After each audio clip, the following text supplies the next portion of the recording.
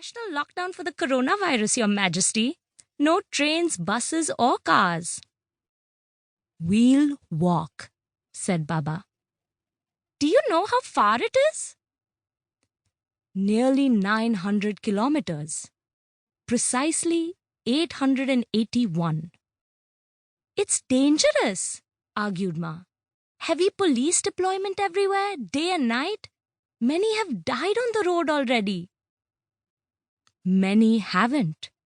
And once we finish this journey, we'll be home. But this is home, I registered my protest.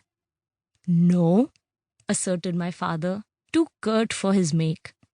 This is its mirage.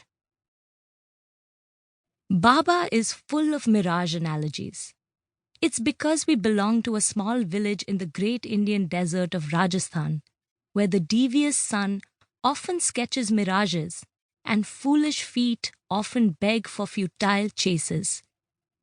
They call it Balhar, our village, meaning surrounded by strength, and eponym for the belt of dunes around it. Mounds of sand worthy of every being's indulgence, sculpted by the wind, glommed together by gravity.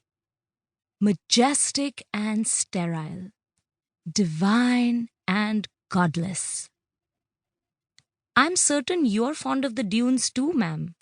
They're a mega hit with tourists, especially the Namaste iterating nuts about the sun foreigners.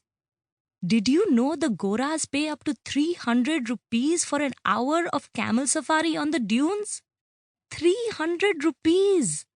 At 2 rupees a poop, that's 150 or 4 to 5 months of defecation in our slum's communal toilet, or 30 train rides to the city's famous Gateway of India, or a lifetime supply of high-quality non-dust erasers, or most of my class 10 textbooks, or all of my father's daily earnings, or all of...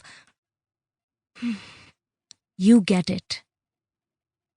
Ma, Happy and I moved to Mumbai 4 years ago, 3 summers after Baba settled here.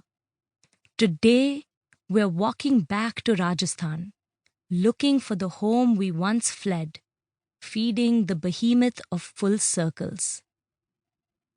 Although Baba appears foolish for having led us on this expedition of perils through a lockdown state, you must know he's a first-class father.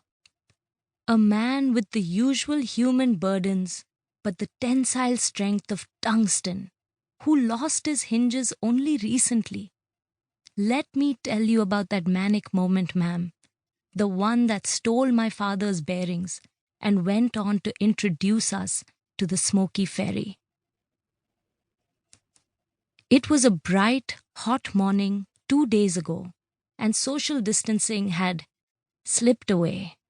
I was seated in my home in Dharavi, one of the world's largest slums, when our neighbors started pouring in, at least 24 of them, mostly daily wage laborers who had refused television to save on rent, and families that had their electricity connections severed as they could not pay the landlords this month.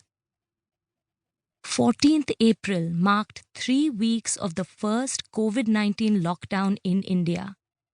Over 1 billion people sat captive in their homes to dodge an obscure enemy. However, in Dharavi, where India goes to hell, a different invisible anti-hero had taken center stage. Fright.